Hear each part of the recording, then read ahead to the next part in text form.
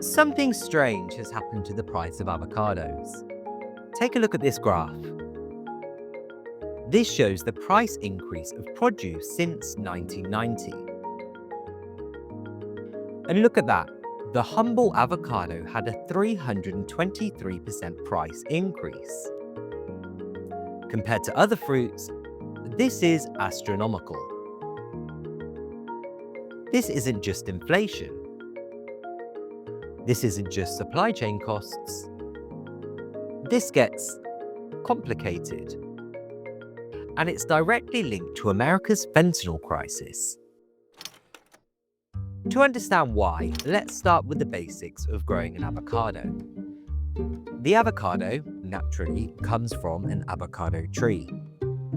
These trees are native to southern Mexico and grow best in semi-humid climates, with temperatures ranging from 60 to 80 degrees Fahrenheit. Pretty specific conditions.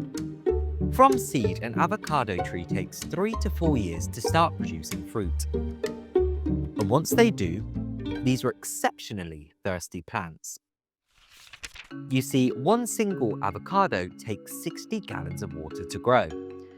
To put that into perspective, a mature avocado tree bearing fruit typically produces 150 to 200 avocados per season. That's 100,000 gallons of water per year per tree. If we zoom out, a large avocado farm can have about 30,000 trees, or just under 1 million gallons of water per day. But growing avocados is only half the battle. Avocados must be hand-picked to avoid bruising. They ripen quickly and spoil fast. Getting them from Michoacan, Mexico, also known as the avocado capital of the world, to say a New York grocery store requires a clockwork supply chain.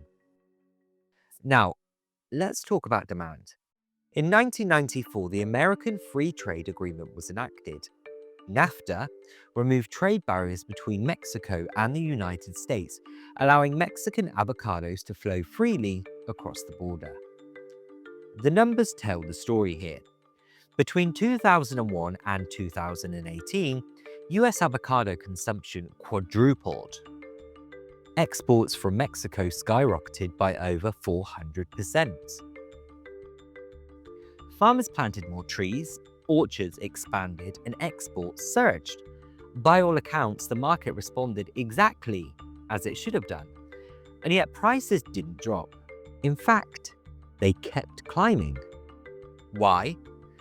Because scaling avocado production is anything but simple. You see, you can't just plant avocado trees anywhere. In fact, there's only a handful of regions in the world with the right conditions to grow avocados. And most of them were already being farmed. Let's take Michoacan as a great example. Michoacan produces about 80% of all Mexican avocados. Its volcanic soil, elevation, and climate create the perfect growing conditions that farmers elsewhere could only dream of.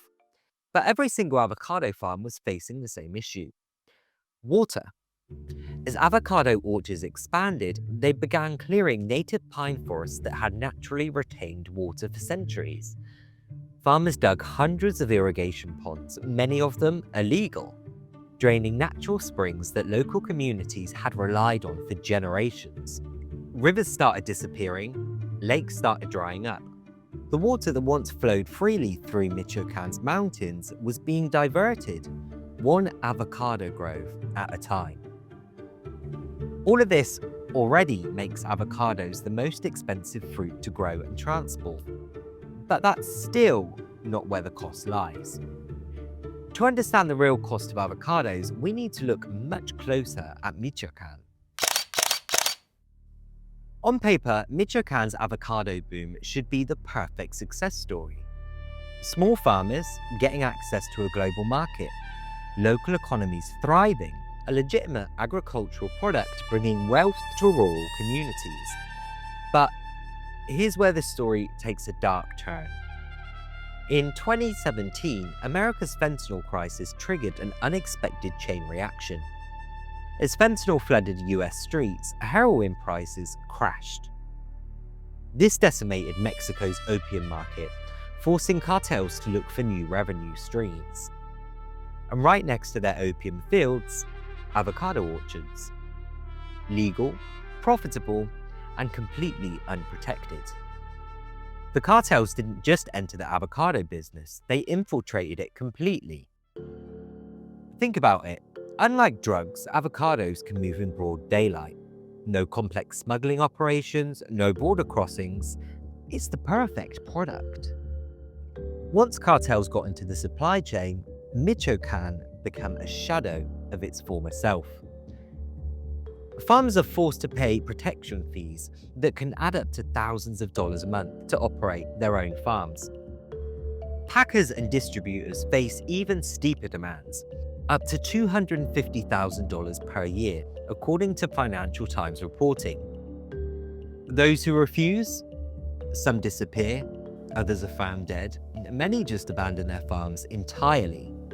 Even US agricultural inspectors aren't safe.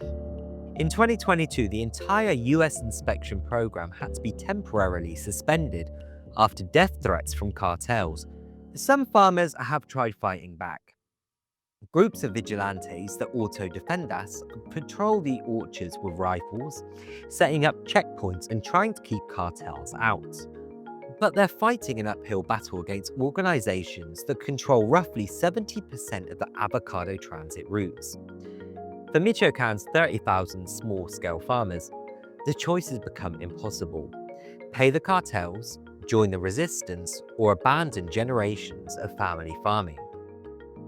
This all raises an uncomfortable question. When you buy an avocado, what are you funding? The farmer harvesting the crops? The expansion of farms at the expense of natural resources? Or the cartels choking an entire industry?